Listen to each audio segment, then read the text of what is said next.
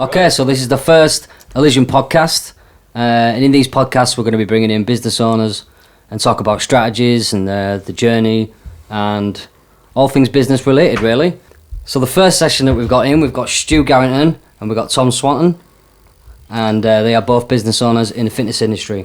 So let's just get started with Stuart. How did you first get into the fitness industry and then setting up a business from it?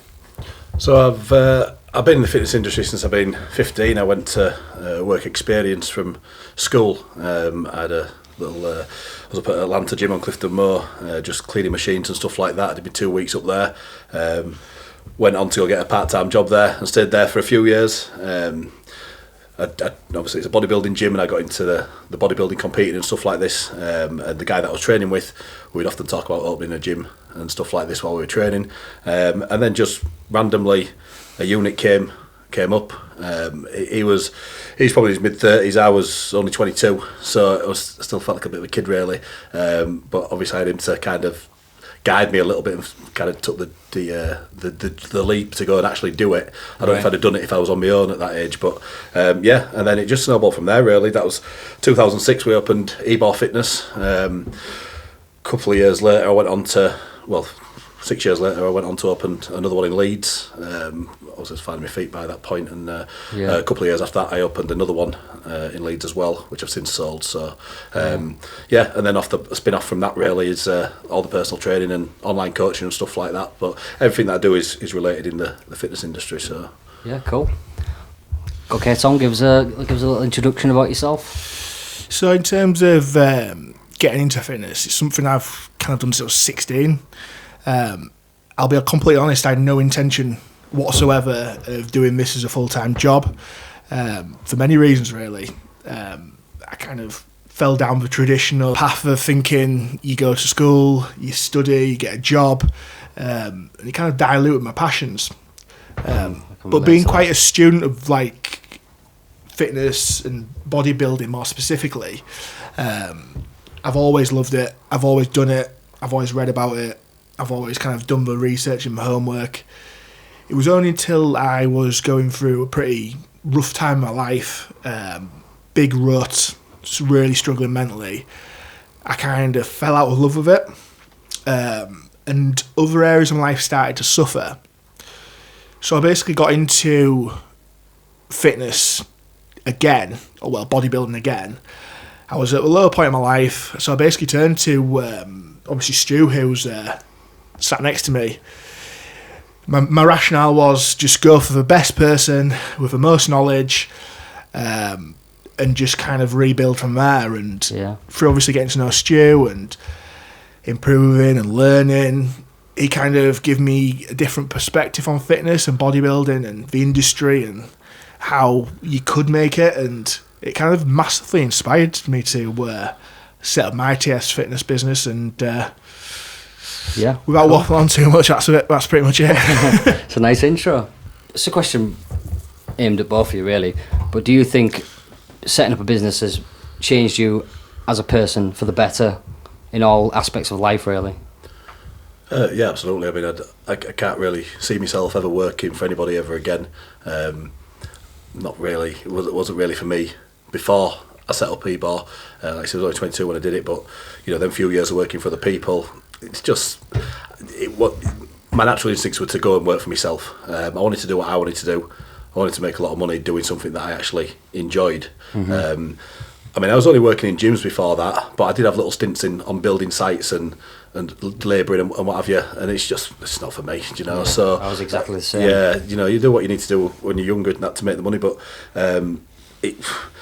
I always thought that I was kind of built for better things, you know what I mean? And obviously, when I had the opportunity to go and open eBar, like say with the guidance of Andy, my business partner, I never looked back really. So, and I've taken it took me quite a while actually to really get into the business growth mentality, because I had eBar from being 22, 23 when we actually opened the doors. Probably once till I was about 31, 32 that I really started listening to things like podcasts and reading on business. I was so focused on the bodybuilding that the gym provided me a wage, and it was growing steadily because we'd built a good facility, but I wasn't really too interested in that side of things. I was more interested in focusing on the bodybuilding, which I'm glad I did, because I did pretty good things in it. Do you know what I mean? And you know, but like now I can take that focus that I had in the bodybuilding and push that into business. So you know, I think what Tom was saying then about like when he came to me and he was in a bit of a rut, and you know, I'm proud that I could inspire him to go on and change his career, and you know, he's making more money now than what he was doing his car sales job, and he's a lot happier and stuff like this. But if he'd have come to me 5 years previously, he probably wouldn't have got that version of me to help to guide him. Do you know what I mean? So I was so focused on myself with the bodybuilding. You know, now super growth mindseted. If the mindset is a word, but you know, I've got a real growth mindset. So you know, it massively has changed me. You know, and I think that obviously in my job, the gyms are the gyms now, but my main focus is on training my clients and the online coaching and stuff. And it's more to do. It's not just training and nutrition. You know, in my programs we look at stuff like mindset, we look at lifestyle and stuff like that. So if I'm not living the best lifestyle, and if my mindset's weak, then I can't pass that on to my clients. So it's having the PT business has really forced me to kind of grow, and it has 100% changed me as a person. Yeah, I'd say the same. Like I spent 12 years in a warehouse thinking that was my life, and it's weird how things turn out, because like I was telling myself that I wasn't good enough to run my own business or for anything like that at all. And then it was my dad that just made me switch and just said, you know, you need to do this, you're good at this. Yeah, I think, and never saw it coming. Yeah, I think it's a scary thing. Do you know what I mean? Would I have done it without having Andy there by my side when I was a young lad? Probably not. You know, so I think now before we start recording, Tom was talking about like Gary V and stuff like this, and he's always giving advice to younger kids and stuff like this. Right, you know, I don't think there was even Facebook about when I started eBar in 2006. There might have been. I don't think I had it. You know, so 2006 was it? 2006 we opened eBar. Yeah. Right. I thought you said 2016. But yeah, no, 2006. Quite a while ago then. Yeah. What's it now? 15 years coming up, something like that. So I think as well, a lot of people, they go down the traditional rabbit hole of kind of you go to school, you get your qualifications, and you look for a job, and it's a means to an end. Yeah. Opposed to, obviously, now I wake up every single morning doing something and working for something that I would have been doing or researching when I got home from work anyway. Yeah, so, true, yeah. That's a good point. Obviously, working in car sales, like Stu touched upon, it was a means to an end. Like, I don't like cars. They don't interest me. Yeah. However, the skills you learn from things like that. I mean, Tom's background in car sales has massively benefited him when it's come to tell him, you know, high ticket transformation packages like he does now. You know, because sales is a great skill to have. You know, Definitely. we're in business for ourselves. We're all selling. Do you know what I mean? We're all selling something. Do you know what I mean? And it's not. People think, oh, sales, we're just ripping people off. Are you trying to con them out of money? You're not. But if you've got if you've got a good product and you know that you can really help somebody, like your videos, they massively benefit my business when I use them. Do you know what I mean? But you know, if you haven't got the confidence and the skill set to sell me that package and sell me on the benefits of it, then maybe I don't take it, and then maybe my business doesn't benefit from it. It's the same with Tom. You know, luckily he's a really good salesman, so he's also a really good trainer. So putting them two together means he's going to be really successful in this industry. You can be the greatest trainer in the world, you know, or have the greatest gym in the world. Yeah. If you don't know how to put yourself out there and sell it, then you're going to go out of business real fast. That is one of the questions that I was actually going to come to, but we might as well come to it now. It's like personality. Personality sell. Like, what's your take on personality? Would you rather invest in a plumber who was a knobhead, but he was really good at his job? People buy people, don't they? Yeah. Especially in our industry, do you know what I mean? Certainly the personal training side.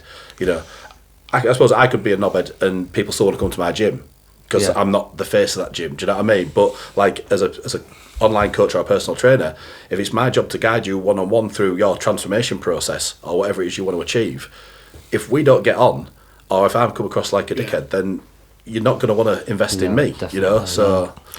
You're a walking billboard in that sense, and you don't last long, obviously, if you can't treat people. in in that type of manner. But I think a lot of the time, when you're building something, it's got to come from like an organic and genuine place. Because it's like, for example, Stu, for example, he hasn't faked winning the universe. Like, it's come through like years of passion, and it's like what he does on a daily basis echoes what he offers as a business and a service. So it comes from a very genuine place. So I see a lot of people trying to launch businesses or look for a quick fix, but if a passion's not there behind what you want to do, you're not going to have the foundations to do it properly, and people see it. Like, you can't hide it. Yeah, there's too many people that just look at PT and they go, oh, charge £40 to £50 an hour, bloody hell, that sounds better than my minimum wage that I'm at the moment, I'll go be a PT. And if you know, I used to get confused with this because there's so many, like I said, I do listen to a lot of podcasts and a lot of fitness business mentorships and stuff like that, and they would say, you know, if you're only interested in the money, then you're not going to make it as a success. And I'd be like, well, yeah, but money is what I'm interested in. I'm doing this because I want the money. Yeah. But then I also looked at the people that I was helping, and you know, when you get somebody through your doors who you have massively helped, it does give you a massive sense of pride and a massive sense of satisfaction. You know, so I thought, well, hold a minute, am I just after the money? And I thought, no, I'm not. And that does come across. Of course, money's a massive part of it. Yeah. You know, we all want a better life, and we all want, you know, we all want money. Yeah, we all want money because you know, not because we like having a certain amount of money in the bank, but because it allows us to be free to do whatever we want to do, and you know, provide for kids and live a better quality of life. Do you know what I mean? There's no, you know, experience better things. Yeah. You know, it was only I think a couple of years ago. I think I trekked my dad and me brother-in-law and nephew, and that I paid for us all to go to Barcelona and watch a Barcelona game at the new camp and weekend.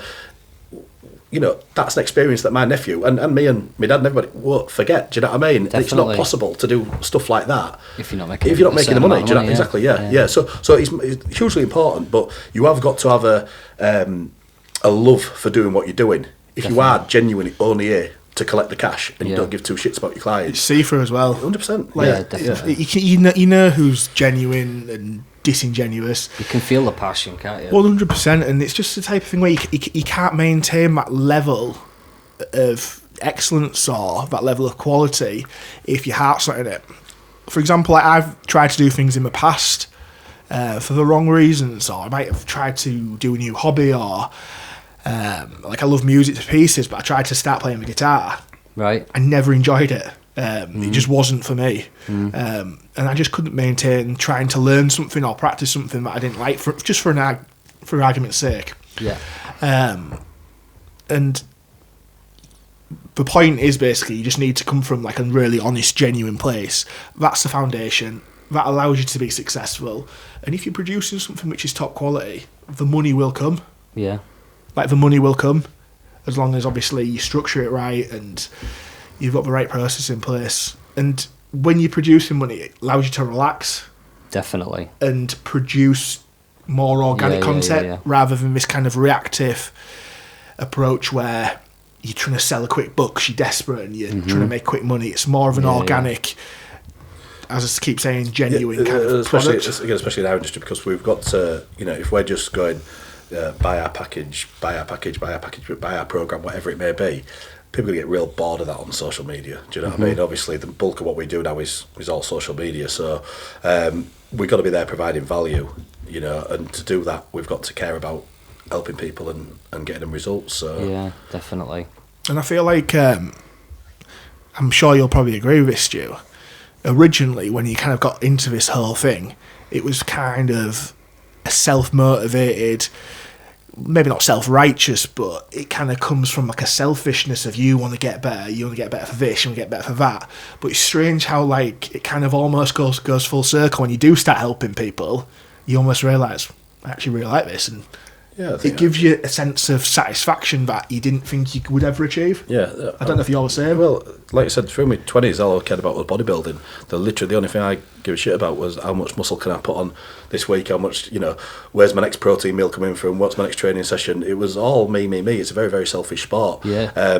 But through that really selfish sport and years in that process, you pick up a ton of knowledge when it comes to building muscle and burning body fat and all this stuff. So, skills and knowledge that I can then use to help other people, do you know, because you can't. And also, like, from a point of the kind of human side of stuff, you learn in those years of competing, you learn a lot about your mind and mindset and how it's huge. You can correlate that to your client. Yeah, because it's not just a case of, eat this food and do this workout. The majority of it is mindset anyway. If you're inside in the right place, you ain't going to achieve nothing. So, and again, going through the process of the bodybuilding shows and the competitions and, taking plenty of losses and coming back from that and, to finally achieve what I achieved. Like you say, you do learn a lot about yourself and you do learn a lot about how the mind works. And again, you can pass that stuff on to, your clients. Yeah, definitely. I know, just going back to when you said it makes you feel good when, say, your client's lost so much weight, that's what makes you feel good. I can definitely relate to that with like filming wedding videos, and if they text me and say, my dad's just cried at this video, and it's a really warm feeling. Definitely. Well, especially for you, you're capturing people's memories like that. Do you know what I mean? You're helping people to grow their businesses. You're doing stuff that a lot of people, really want and need. So, it's really important to them. Like you say, you're like, obviously you do the videos for Ebor and Leodis and stuff, and you're helping to build my brand and everything that I've kind of got in my head that I don't really know what to do with. I can kind of give you the ideas and you can make it come to life, so it appears on social media, and then people can, I'm a magician. You are sometimes. Some of the stuff you pull out. Do you know what I mean? So it's really good, but it helps. I've got ideas about what I want to do. Yeah. But I can't spend my life being focused on becoming Mr. Universe and spend my life on growing my business and also learn how to do videography and graphic design and accounting and all the other shit that goes with running a business. You know what I mean? So definitely, it's super important to it's something that I stick to my strengths and I do what I do really well, and then I'll delegate everything else out that needs to other experts in those areas. I think that's super important. I think that's a really important metaphor. Well, not metaphor, but a good point for any business person starting out. I think a lot of people can spend a lot of time kind of sticking to what they're not particularly good at. One thing that's massively helped me with business, I know what I'm good at, I know what my strengths are, I know what things I need to do day in, day out to move my business forward. And obviously I've used you in the past videos. I've got one of my friends who's a graphic designer. So I've got various people who do various things which are my shortcomings. And I think a huge point of what I'm trying to make is you need to double up on your strengths and kind of delegate anything that you're not definitely too good with. There's no point in me wasting the next 5 years of my life trying to get to your level of videography when I can just pay someone to produce top quality videos and I can get on with growing what I can grow. But I don't know what you think about this. I don't have a passion for doing videos. No, I don't really care. I know what I want and I know I want it to look. So that's where you come in. Do you know what I mean? It's like having an accountant and a bookkeeper. I know I need to pay my taxes and I need to make sure they're right. I don't want to sit there to pay somebody to do it. Do you know what I mean? So 100%. It might cost you slightly more in the very short term financially, but long term you're also getting that time back. Do you know what I mean? Like for what you'll pay somebody, I think I pay my bookkeeper for my PT business like it's £15 an hour she does it like 2 hours a month. Do you know what I mean? It doesn't even take that long, but it wouldn't take me 2 hours. It'd take me 6 hours, and that's definitely a day. And the money I can make on the gym floor in 6 hours 100% is a lot more than 30 quid. Do you know what I mean? So you just got to be on top of it and see and work that time back. There's an argument for doubling down your weaknesses, but what I found that works for me, and it might be different for other people, is doubling up on your strengths and delegating anything that you kind of substandard in or you're weak in, and really just pushing the envelope. And I think what's really important also is kind of, I talk about this on social media, writing down 1 or 2, 3 actionable things to do each day which will move the needle forward, and really focusing on that. Love that. Because there's been plenty of times where I've been in the early days of self-employment and I've kind of overcomplicated things, given myself too much to do, And it's been a case of, I need to get 8 or 9 things done today, and then I kind of procrastinate, I panic, and I have the least productive day ever.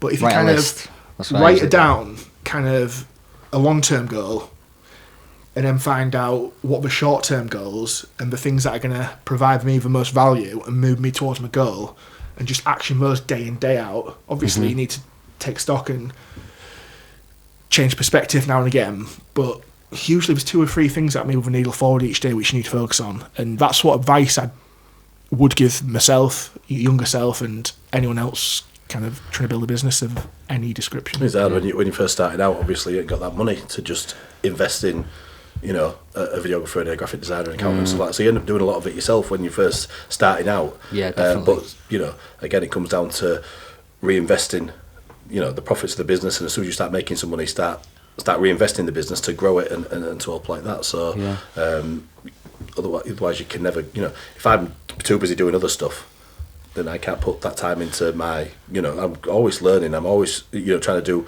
more education, whether it's reading books, podcasts, doing courses, whatever it may be. I just wouldn't have the time to do that. So how do I become a better coach if I'm not learning? How do I, if I'm not growing myself? Do you know what I mean? So it's, you know, like I said, delegating that off, it actually pays you back down the line anyway. Massively. Yeah, definitely. It's like, for example, you could easily spend X amount of money up front on a video to promote your business, rather than doing a couple of posts on Instagram yourself, trying to basically save the money. Later down the line, that's going to pay off. And even we always talk about it, Stu. Even the people looking at your social media posts who have been kind of following you for the past 6 or 8 months, for example, they might buy from you based on the content you've been producing for that period of time, rather than just what you're doing today. So we said that yesterday when we was filming. Not yesterday, the other day we were saying that someone might have seen your post 100%. 3 weeks ago, but Do you know what, you don't post for 3 weeks, and because they've seen it 3 weeks ago, it's so important. I literally had to had a call yesterday, a lad I went to school with actually, and he joined up on my transformation programme. We got talking on the phone about, you know, what is he stuck with, etc. Kind of went through the process of what I do. And he said, you know, he said, Stuart, I've been looking at your posts for like the last 2 years, mate. He says, I keep telling myself I'm going to do it, and I'm going to do it. And then whatever it was, the last post that I did was obviously the straw that broke the camel's back. Do you know what I mean? So you've got to be super consistent. You know, we've obviously, just before we're doing this today, let's say a couple of days ago, we were filming. I filmed all my content for next month. It's going to look super professional, and I'm really looking forward to seeing. Fully prepared, aren't you? Yeah, fully prepared, mate. Do you know what I mean? So, and again, we talk about like trying to organise time. You know, I can schedule them posts in. I don't have to be on my phone at 8 o'clock at night. You know, and I'm trying to chill out with my wife or put the kids to bed or whatever it is. Yeah, definitely. You know, that's why I've got you guys in, because it's good to be around you, and I take that away from, you know, just from seeing how you schedule all your posts. And it's no good being reactive, because it can be like, I think once you get in the mindset of not being organised or not getting things kind of prepared, obviously like Stu has, for example, you don't want to be pulling your phone out at 8 o'clock on a Sunday night thinking, right, I need to do a post. And just producing any old shit just for the sake of getting something up. So, I mean, I don't want to like come across like I've got all my shit together, because I haven't. Do you know what I mean? There's plenty of times that I'm on my phone until 10 o'clock at night and stuff, but it's something I'm trying my best to move away for. And it's a constant battle, you know, it is a constant battle to try and, I've got an idea about what I want it to look like, so I don't want to come across like, oh, he's absolutely got this nailed, do you know what I mean? But I'm trying to move forward to where I want to be, do you know what I mean? I understand that, you know, because you want to win in all areas of life, you know. I don't just want a really good business, but be on the phone till 10 o'clock every night and my missus getting pissed off at me, do you know what I mean? Or you know, being on the phone all day Sunday, scheduling posts for the weekend, or doing my writing. Has to be a balance, doesn't it? And not spending time with the kids, do you know what I mean? So, there's, you know, but it is a constant process. It's a constant process, and it's one that always evolves. I mean, you know, very sometimes she gets mad at me because it's like, you've got these ideas and then you change it, and then you've got these ideas then you change it, but it has to evolve, because, you know, we've got to test things and see if it's working, and if it's not working, tweak it, and, you know, we'll get there eventually, but I still get there eventually. I'm sure that it is, I think running a business is a constant battle of, it's a never-ending journey, and it's a constant, you're constantly tweaking, you're constantly finding problems, and you're constantly solving them problems, and that's what it's about, running a business. Everything changes. You literally can't stand still either. Like, what worked for what worked 5 years ago might not work today. Yeah, exactly. It's like, I don't know, you look at marketing these days, like so many companies are jumping on the kind of social media bandwagon now that dismissed it, like literally dismissed social media. It's like, there's people last year still spending money on TV adverts and barely putting any money into social media when people are spending 80% of the time. I don't watch TV anymore. I do not watch TV. There's big companies like Budweiser, for example. It's only in the last year and a half they've started changing the budget to massively meet social media. Even when you're watching TV, it's just you're on your phone anyway. Yeah, exactly. You're on your phone anyway. Do you know what I mean? And just scrolling through shit. Do you know what I mean? Attention's value. Like, people's attention is your value. Like, if you only need to walk outside your house or walk on a bus, or people that are glued to their phones, like, how blatantly obvious. That's exactly where you should be putting your business. People spend a lot of money on websites these days. People don't use websites really. Like, they might use a website eventually after clicking on your social media, but you don't really get people who actively type a URL into. No, you don't. I think if someone's setting up a business, like the website is probably one of the last things. And it's free. Social media is free. Yeah. Like, obviously there's paid ads which can enhance it, but you got a free platform which people are completely glued to. Like, I suppose it depends what industry you're in. If you're not winning on social media or trying to really force it on social media, I feel like you I suppose we can only really talk from the fitness industry's perspective, you know what I mean? But even every industry. I've got a magic mirror business as well, and I do not post on social media with that. It's literally, that's the website and Google Ads that brings all the work in. I don't have to do anything. It brings enough money in. Obviously not at the minute with all this COVID stuff going on, but that's it. When I post on social media with the magic mirror, I'm only really posting to local people. Yeah. And so most of the work I get is out of York, and it's from Google Ads. So yeah, there is pros and cons. Yeah, but even if you're on Google, you're still on the internet. Exactly. Do you know what I mean? And that's yeah. What I mean? Yeah, so you're ready your phone. Yeah. Okay, so tell me your views on how keeping fit can benefit you in every aspect of life. Well, I mean, if this last year has taught us nothing, it's that you ain't got shit without your health. Do you know what I mean? So 100%. I can relate to that. This COVID light's affecting the entire world, innit? And one of the types of people that it's really affected is those that are overweight and obese. So I think without your health and without your fitness, you're struggling, aren't you? Not just obviously in general life, but in business as well. One of the posts we did the other day when we were filming was about business owners and why they should be looking after the health. I mean, if I go into work on a morning and my energy's low because I've not been looking after myself on the weekend, I've been drinking too much, I've been eating like shit, and I feel like crap, and my energy's low, that's going to rub off on my staff. I go in there and they're looking to me to kind of, guide them through the day and set them up for the day and stuff like that. Now, the biggest problem I've had over the years in business is with staff. If I go into my energy shit, I guarantee you they ain't going to be bothered either. Just soak it in. Yeah, exactly. Yeah. So if I go in there and I'm buzzing because I'm feeling good in myself, I'm energised. It's not always, we talk about fitness and health, it's not always just about how you look, it's how you feel as well. Mm-hmm. And, if I go in there energised. I think. Yeah, absolutely, yeah, absolutely. And I think if I go in there energised and I'm buzzing and I'm like, right guys, let's go, and I've got this aura about me, because I've looked after myself, that then rubs off on them, and then if they're all buzzing and working harder, I'm perfect team. Yeah, exactly. The business is getting better. I'm making more money. You know what I mean? So it's like a domino effect. Of course, it's a knock-on effect. But I think, it really is, isn't it? I mean, there's not. Without your health, you've just got out. So it's it's a vehicle in it as well. It's a vehicle as well. Yeah, isn't it? Exactly. Yeah, you want to, like you say, who doesn't want to go around looking good? My target audience is mainly, I do the Mansformation program with guys over 35, dads and business owners, etc. Do you know what I mean? We want to walk around looking like alpha males, so that's the sort of the guys that I want. Do you know what I mean? Business owners, leaders, people that want a bit more out of life.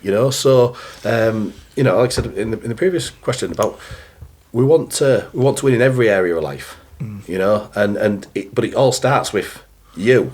You can't win in any area of life if you feel like a bag of shit. 100%. You know, what's the point of having a really successful business and just feeling like crap every day? It's just no point. Definitely. Every time, like I don't know if it's obviously, I presume it will be the same with you, but every time you look at a successful period in your life, for me, especially when I'm doing best in business or I'm in the kind of best type of growth zone in terms of mindset, every time I've been in a good place in terms of my physical health, in terms of like my training's being good, I've been fitter than ever, I've been eating perfect. And the times where my life's not been in a good place are times when all that's been non-existent.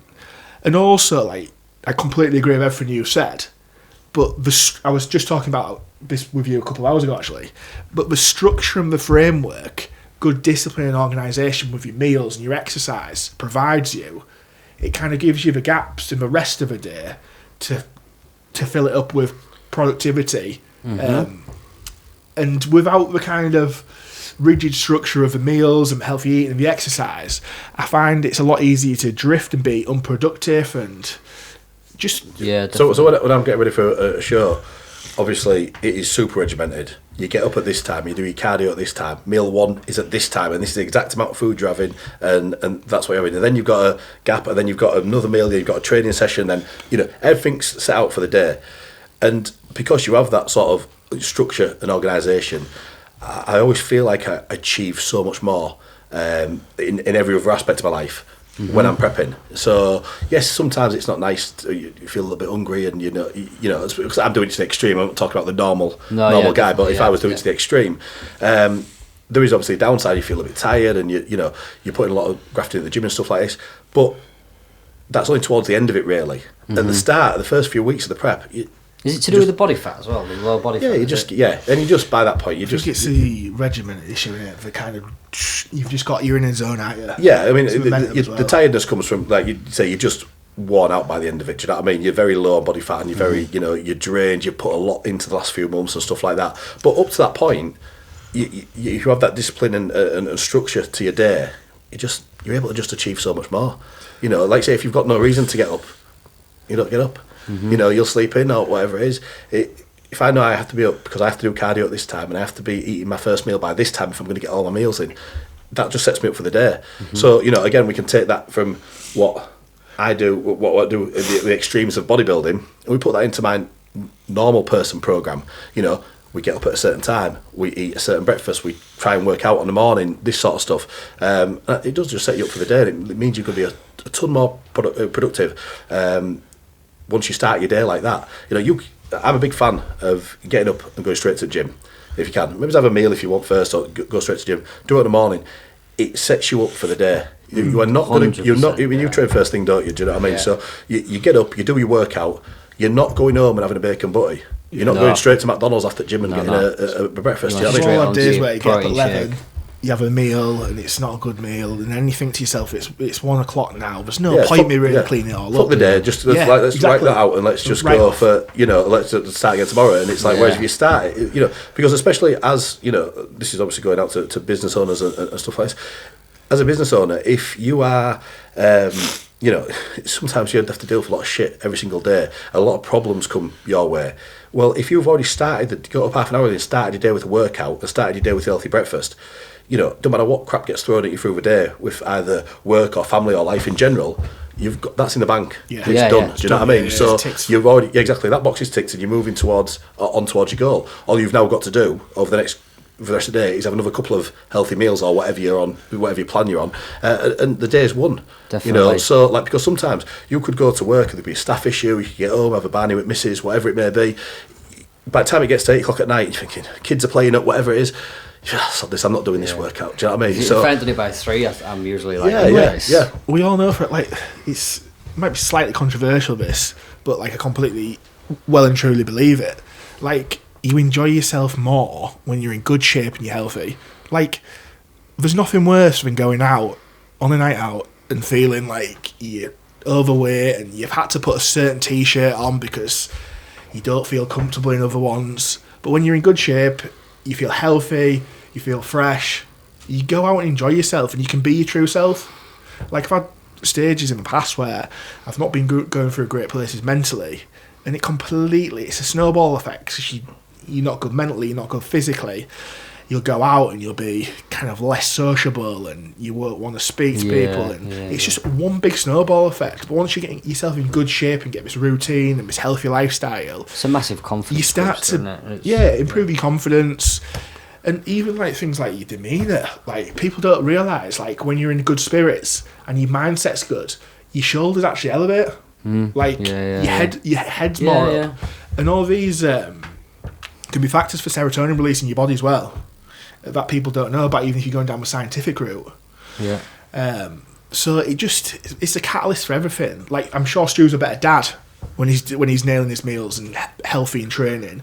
I'm sure he's a better husband. I'm sure you make more money. Yeah, well, I speak to all my clients about, like, you're in an upward spiral or you're in a downward spiral. All right. We start the day with a workout. We start the day with a good breakfast, whatever it might be. You've set the tone for the day, and you're on that upward spiral. If you start it in a negative way, or doing, missing that gym session or whatever it may be, that sets your mindset on a downward spiral. And you know what, I didn't do the gym this morning, so sod it, I'll have that for breakfast. Exactly. And by the end of the day, I'm guilty of this. And when people start to go down, they start to go down at a quicker rate. Yeah. And when once people you've had start, that McDonald's, and when people you might start, as well have an Indian for tea. Even in just life in general. And it's start Monday. Like when you like successful people, for example, when successful people start to be more successful, the path gets more linear. And it's the same with, it's like the old phrase from the Bible about those who have nothing, more be taken, and those who have everything, more be given. So it's a snowball effect. And as you start to kind of put these forward steps in progress, you start to accelerate at a quicker rate, and you start to get more linear progression. So, and that can correlate to every area of your life as well. Yeah, cool.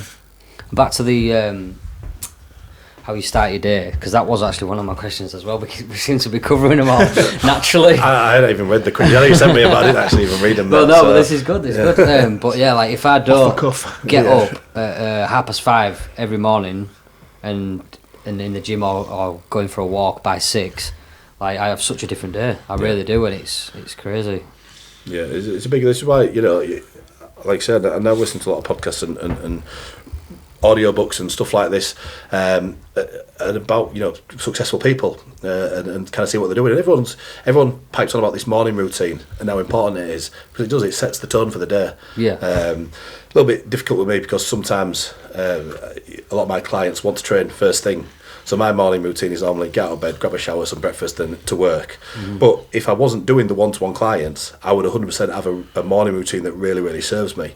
That would probably be a workout. Obviously, I have to do mine a little bit later, because my clients, come first with that. I can't just be like, no, I'm not going to trade you before that time, because I'm not going to get the business. So I have to shift my day around a little bit to suit. But 100%, if I could have a much better morning routine, I think it's super important, and I'd always advise my clients to really get out and get that workout done first thing. What I find is by 7 o'clock, I've already thought about 10 different ways I can better my business. It's like early bird catches the worm. And I really do stand by that. Instead of just dragging your ass out of bed and then think, oh God, I've got 10 minutes to get to work or whatever. Do you know what I mean? You're up, you've worked yourself up properly. Do you know what I mean? It's like you say, you're filling yourself with positivity, and then that's gonna. And I always tell my clients, like, go for a walk in the morning. And it's not always just like in terms of health benefits. Like, it's very minimal probably what you're getting from like a half an hour, 20-minute walk at a moderate pace. But it's more just for that clarity of mindset. Definitely. Like, get out there, get a podcast in. Breathe in the air. Get an audio book in. Enrich yourself. A lot of people do like the meditation and stuff like that. It's something I've never done, but a lot of people swear by it. A lot of very successful people swear by doing that 10-minute meditation. No, just because my mornings are like, start at 5, so I'm up, showered, breakfast, out. That's me. But I suppose I could do it at a different point of the day. It's something that I definitely want to look into, because there must be something about it, because a lot of successful people swear by it. And if you just like I say, that thinking time that helps to produce. I suppose that going out for that walk is sometimes that meditation. Like Tom, you know what I mean? It gives you that thinking time. I think there's many forms of meditation as well. Like, I think we'll kind of ingrained in us to think meditations. You sit cross-legged with your elbows on your knees. Yeah, and you kind of. But like, there's many forms of like meditation which kind of differ slightly. It's more of like a state of mind that you can get yourself into, and a kind of a relaxed state of consciousness. Yeah. So, I mean, it's what works for you. Like, I know I've got loads of personal benefit in from doing the audiobooks and the podcasts on the morning, getting out there, drinking some water, and just kind of waking up kind of without that kind of phone straight in my face and kind of. Which we all do. And another thing Like, is like get out. a lot of people fail to kind of give themselves enough time in the morning. Like, I don't know about you guys, but if you're having a rush, it just ruins your morning completely. When you skip breakfast and you're out of the house and you feel like you've forgotten something and you feel like poorly prepared. I was in a semi-rush, like if that is even as a thing, but I do get up early and train, but then I've got to get back, food, school run, set my office up. Sorry for me since I got kids.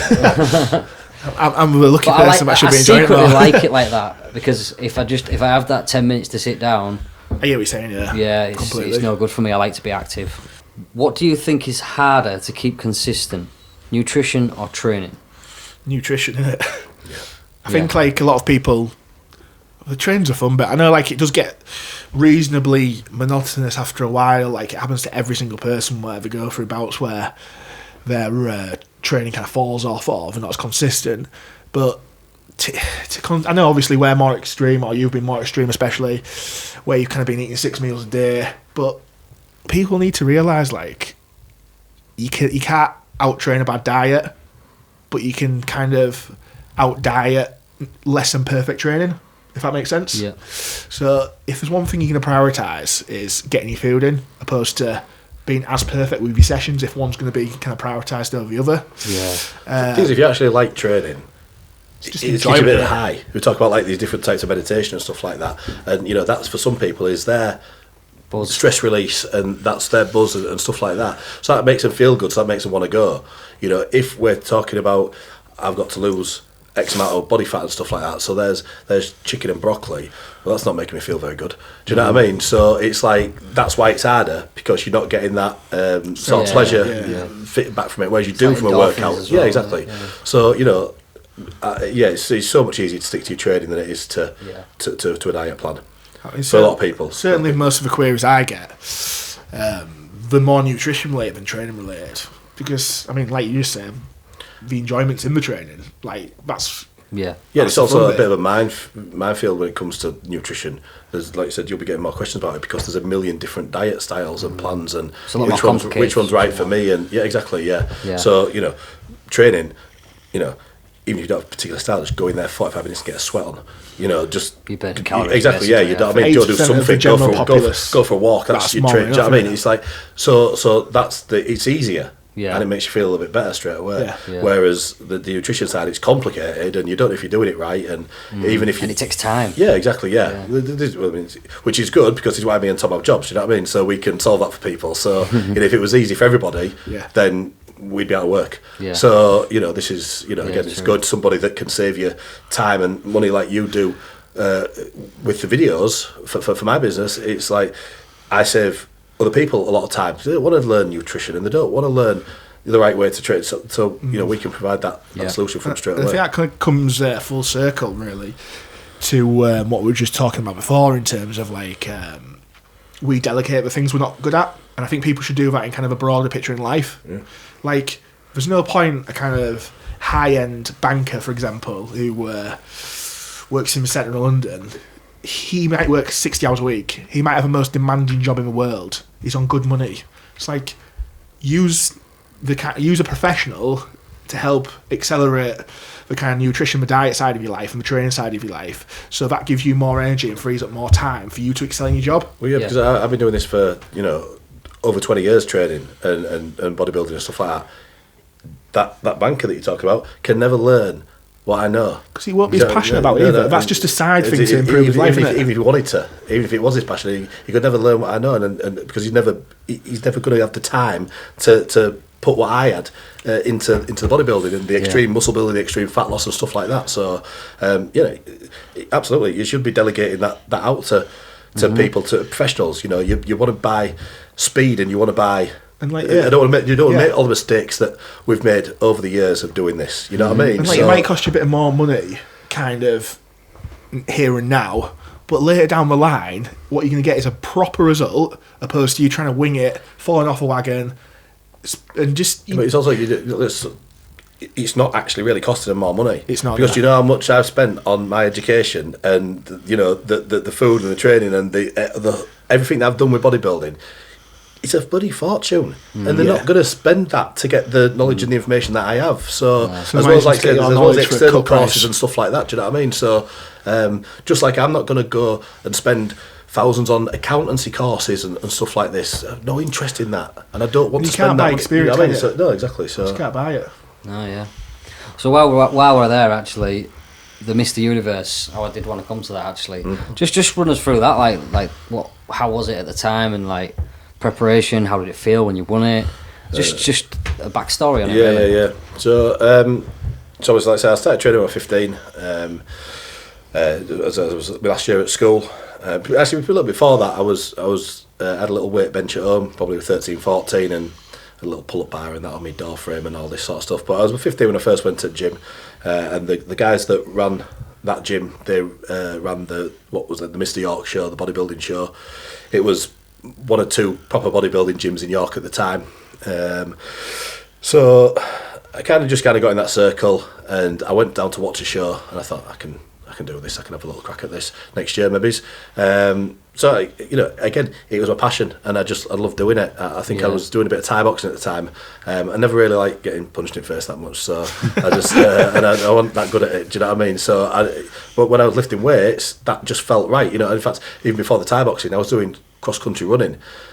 It's just not for me, you know. I think I'd love to have been a professional footballer, but I think when you get to 13, 14 year olds, actually probably not going to make it. So what can I do? You know, and even back then I had a mindset of, well, let me pick something that I can do that requires no skill but just bloody hard work.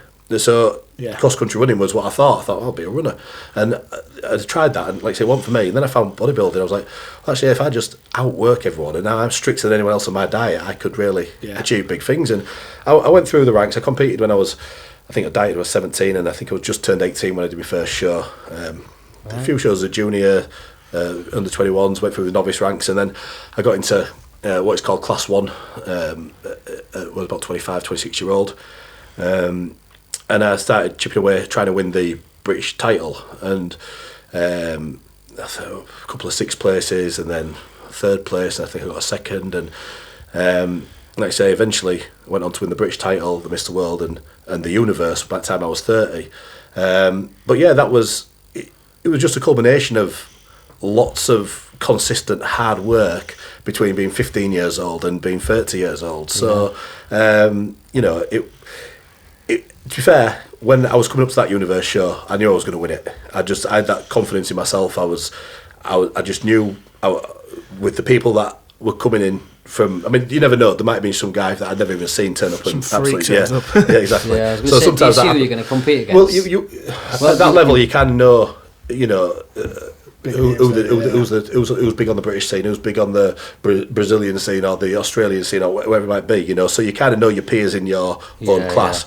And I was very confident that I could go there, and if I got it right, I kind of felt unbeatable. And for 2012 and 2013, I think I probably was the best in Class 1, do you know what I mean? I won the world in 2012 and the Universe in 2013. But yeah, it was just a culmination of hard work and consistency. You know, 15 years of thinking every 2 hours, where's my next protein meal coming from? You know, that literally was that. You know, I never really took time away from it during that time. Obviously, you know, days off and stuff like that. Of course, I wasn't at it. I went on holiday. I don't train when I'm on holiday and stuff like that. I like to just totally chill out and take that as a bit of a break and what have you. But you know, on the whole, I was at it consistently for a long period of time. So it was a great feeling. You know, Mr. Universe is a title that's, you know, everybody knows Mr. Universe. You talk about Mr. Universe, you're thinking Arnold Schwarzenegger, and you're thinking, you know, great bodybuilders. So you know, it was something that I'm milking the hell out of now.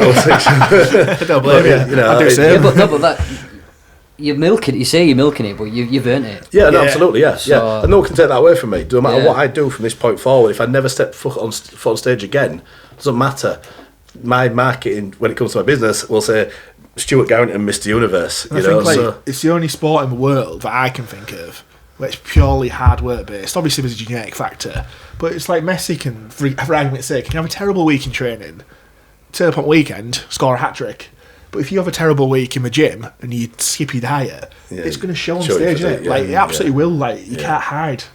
You can't fake it, can you? No, exactly. So, you know, like you say, some people argue, is it a sport? Is it just a lifestyle? I don't know. I think it's a combination of both. But it's got to be a lifestyle. You know, there is no, you know, obviously, like I said, I do the strength and conditioning down at one of the local rugby teams as well now. And, you know, they go play the game for 80 minutes and then they're all in the pub getting arseholed. And it's like, no, there's none of that for bodybuilding. So, you know, you go smash the gym for 80 minutes and then you get a protein shake and some white fish and some rice and then do you know what I mean? Yeah. So that's it. So it does become a lifestyle as well, but it's a lifestyle that I absolutely love. Do you know what I mean? So Let's touch on mind frame a little bit.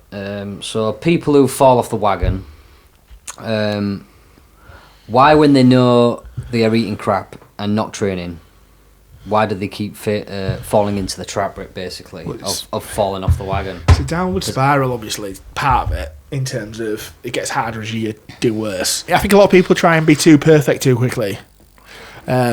I touched upon it on one of the social media posts. I think Stu's obviously touched upon it before. People kind of throw all their eggs in one basket straight away. Yeah. So they'll kind of go from eating chip butties and Twixes to doing cardio every day, eating a perfect diet, and 3 litres of water. exactly, and like it's not sustainable for your average person, especially going from like absolutely zero. So I think a lot of people need to take a step back and try and be 10% better each week, or 20% better, or change one or two things, opposed to completely have a lifestyle change. Because we all know there's no sustainability, and they'll end up where they were.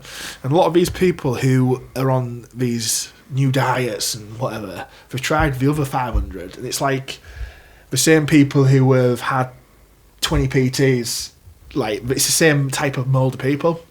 People need to step back and just accept you're not going to be amazing overnight. Yeah. it's also quite overwhelming for people, like you say, what they actually have to do to get in great shape. So, like you said, Tom says, to changing one thing at a time and is really important because. You know, it wants to be a lifestyle change. Whilst we obviously do the 12-week transformations and stuff like that, and we have to kind of ramp them up a little bit. If it's just your general person wanting to get in shape, make a change this week. You know, like you say, it could be you eat a better breakfast this week, or you get up half an hour early and go for whatever that one thing might be. And then the week after, right, okay, so now I'm getting up half an hour early and doing my walk. I'm going to eat this for breakfast, or I'm going to cut this out, and then the week after, right, well, I'm going to look at my lunch or whatever it might be. Little incremental steps of change, and you change one thing a week over the course of the year. You've changed 50 things in your life, and so your life is going to look a lot different at that point than it was when you started, and you didn't really notice it because you did it nice and slowly and nice and gradually. I think it's also people need to get clear on why they actually want to change. You know, they need to really understand what the reason is that they want to change for, and focus on that. You know, so and that's going to be different for everybody. You know, we can go into that all day long about why people want to actually change and the emotions behind it and stuff like that. But really thinking about why it is you actually want to do this. There's got to be a reason why you want to get up half an hour earlier. It can't be just that. I want to look a bit better on holiday. There's got to be a real reason behind it. There's normally a bit of emotion behind it. People need to focus on that and use that every day when things get a little bit tough or a little bit boring on the diet or whatever it may be. So yeah, definitely. Yeah. The mentality changing one or two small things is absolutely fine and more than adequate for someone who wants to drop a dress size or wants to look kind of slightly better. Obviously, for what a Mr. Universe would do, it just wouldn't be acceptable and wouldn't get you very far. But like, I think people need to realise there's a lot of value in the slow approach and getting fit slowly, opposed to chucking all their eggs in. And in reality, it takes them double or triple or 4 times the amount of time it would have by not taking the patient approach, because they're starting from step one again every 3 months. Yeah. Yeah, definitely. You got to look at the way that you're doing it. If you're one of them people that has tried so many times and failed so many times, why don't you go back and learn some lessons from where you've been going wrong? Yeah. Did you go all in and just burn out and, I said I'm going to the gym every day and I'm going to eat less than 1,000 calories, I'm cutting all my carbs out, and they went so extreme at the start that they just burnt out, and then they went on a bender for 3 months and right, I'm going to definitely start on Monday, and they do exactly the same thing. And it's like, well, you just got to start learning lessons there. If this isn't working, then you've got to change it. Yeah, exactly. Yeah, it's literally just Juice Plus, but the warm-up version. Like, but like it's literally what Slimming World does. Well, maybe not Slimming World as much. I know they kind of offer, but these kind of pill form and shake diets. It's like, yeah, they work absolutely mince. Like, they're so effective in the short term. Yeah, like 1,000 calories every day for 3 months is going to definitely lose your weight. But are you going to stick to 1,000? Are you going to stick to 1,000? Like, you're going to want to go for nice meals. You're going to want to go for drinks. It's not really healthy, is it? Either. Well, it's not particularly, no. You're depriving yourself of. But I think if you're going to stick to that for the rest of your life, 1,000 calories, fair enough. But no one in the world is going to do that. Like, you're going to want to go for a nice meal now and again. You're going to enjoy some birthday cake. There's things to do, like. Yeah, definitely. A question for both of you. Why do you think video content works for your business? Give me your thoughts on it. So I think, obviously, like we said before, about everybody lives on social media. I'm with the online stuff. I do a lot of my work on my phone, and every Monday morning I get that little screen time reminder that tells me, how many hours a day that I've been on. And I suppose even myself, even when I'm doing work on there, I still find myself dipping into social media and stuff like this. And it's where a lot of people live now. You spend a lot of the time on there, like you say, whether it be on an evening when they're chilling out, or when they're skiving at work, or when they're walking to work, or when they're train to work, or whatever it is, that you're on it all the time. So having something that's catching people's eye on there is super important. I quite enjoy writing posts. I think I'm okay at it, and I like. You are really good at it. Yeah, I feel I'm alright at it, and I feel like I can really get my message across in a written post. But you both are, actually. Yeah, we do okay, don't we? Do you know what I mean? And but I think it's a great way of getting your message over. Absolutely. But like we talked before, people by people, and the video is a way that someone can get a snapshot of my personality and just the way that I talk and the way that I deliver my message, and that's going to help them to kind of bond with me a little bit. And especially if we're doing high ticket 12-week transformations, you're not going to part with £1,000, £2,000, whatever it may be, to someone that you don't really know. You've got to get to know, like, and trust that person enough to invest in them, or to to think that actually this is the guy that's going to help me get the result that I want. And video really helps me to do that and get my message over, get my personality over. So it's huge. It's huge. I think we could definitely do it with just the written word, but I think having that combination of both really works really well. So I think if you were to go on anyone's profile, it was too much videos and too many written posts, it would be kind of a bit overwhelming in both respects. But I think you just got to look at, like, obviously what Stu said. If you are selling high ticket stuff, you want people to almost feel like they know you before they know you. Like, they want to know what you like as a person, and obviously you can convey that a lot better via video.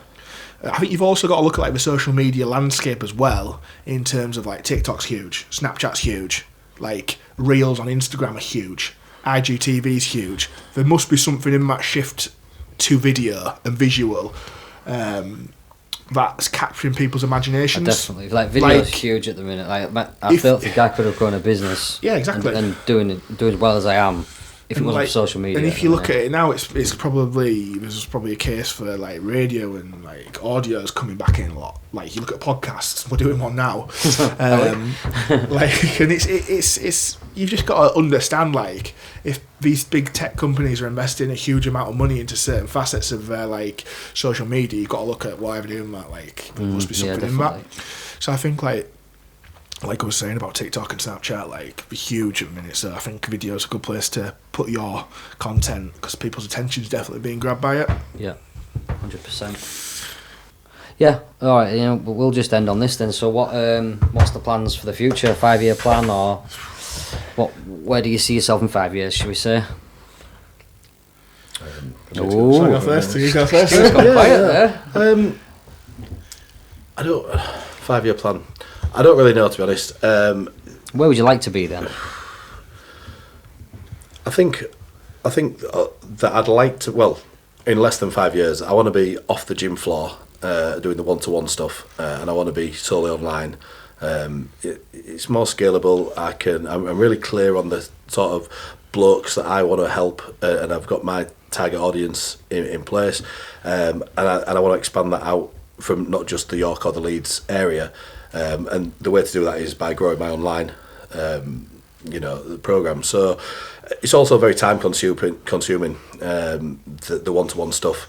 Again, you're swapping that time for money sort of thing. Yeah. There's only so much of it you can do, especially with a young family and other businesses to kind of take care of. So that's where I want to be. I'll be there a lot faster than 5 years. I want to be solely online really within the next year, but I want to really grow it over the next 5 years.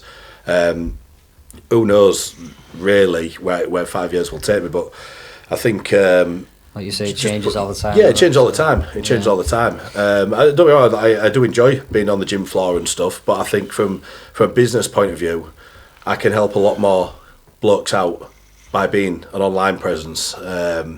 So there's things like that I'm looking at. I know when I spoke to you before about I've got so much content that I've written. Obviously, even when we do the videos, I kind of write a mini script before I put them out. So I save all this stuff, and I believe that I could kind of take all that and put it into a pretty decent book for my target audience of blokes over 35, business owners, dads, etc. Do you know what I mean? So that might be something that I look at doing again within the future, certainly in the next 5 years. And that's only going to build my authority to push the online courses even more. So that's something that I'm looking at. I'm not going to try and think too far ahead. I still want to be. I'm not thinking 5 years I'm going to be retired and stuff like that. I'm not. I still want to be working at that point, but hopefully just in charge of something a lot bigger than what I've got now. So the same style program possibly, but just on a much bigger scale. Yeah, good. What you, Tom? I think obviously Stu's further down the line than I am in terms of he's earned the right to be able to be looking at that kind of future. I feel like I've got to still. Obviously, I have been involved for a while now, but I still think it would be disingenuous for me to kind of jump the gun. I've still got so much I want to learn. Yeah. I've got so much personal development I want to do. That's good that you think about that. I don't want to be in a position where I think I've cracked it, because I haven't. I've still got a business I really want to grow. I've been fortunate to be able to grow it to quite a decent level in a short space of time, and some maybe potentially might have. But I still want to develop and kind of refine my craft, and just become a more well-rounded person in terms of the job I do, the service I produce, and the people I help. I still think I've got a lot of mileage left on the gym floor, as well as understanding there is an online business to grow. So I want to kind of do both at the same time, and integrate both as well. So I've not got no vision of retiring with a margarita and kind of rest on my laurels. I'm hugely ambitious. I want to help a lot more people on the gym floor specifically, and online, because I think there is benefits to both in terms of for the client and for myself as a person. So it's more of the same really. That's right attitude for Tom, and that's what makes him such a good trainer, is that he does understand the importance of investing in himself and and growing as a person, and that's why he'll just continue to get better and better over time. He's not trying to jump the gun. He's prepared to put the work in, he's prepared to put the graft in to make himself a better trainer. And obviously I'm 10 years older than Tom, do you know what I mean? And Tom's single and no kids and stuff like that. I'm married with kids. There's other aspects of my life that within the next 5 years really need me to give more attention. So my home life, my kids, that sort of thing, that's got to become more of a priority as they start getting older and stuff like that. So with that, I will have to sacrifice things like being on the gym floor, because 30 hours on the gym floor could be playing with the kids or being at home, or doing normal dad stuff. Obviously they're only real little at the moment, but when they start wanting to go to different clubs every night and football and ballet or whatever it may be, do you know what I mean? Then I want to be there to be able to do that. I also still want to have I still want to be involved within the competitive bodybuilding scene over the next 5 years, and that takes time and dedication.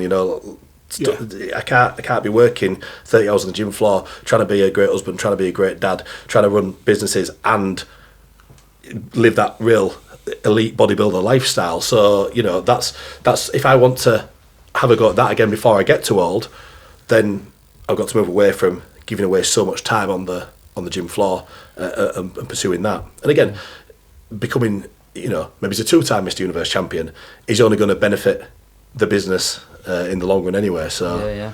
Are you going to be competing for another show? Is that what you're saying? Yeah, we'll do. Yeah. I don't know when. Cool. I mean, potentially this year. The cards are here. The chest is there. Yeah. Do you know what I mean? Yeah, I don't know. I mean, obviously with all this COVID I don't really know. Do you know what I mean? Well, what's happening and you was doing one when I first started working with you was mega ripped then. Yeah. I think you were saying that the 2018, wasn't it? Yeah, I did. The category that you were in, they were quite. Yeah, it was my first time on the professional universe stage. Obviously, I won it as an amateur, so this was then turned professional, and I was up against all the professionals in the universe. Obviously, to get your pro card in NABA, you've got to have won either the Mr. World or the Mr. Universe. So it's essentially like a Champions League sort of lineup. Do you know what I mean? The best of the best in that lineup, and I got absolutely smoked in that lineup then. But it's something that's kind of like actually, I know that if I put a couple of years, I'd drafted this, I'll be right up there. And that's something that I'd like to do. So obviously I've got to do that before I get too old to do it.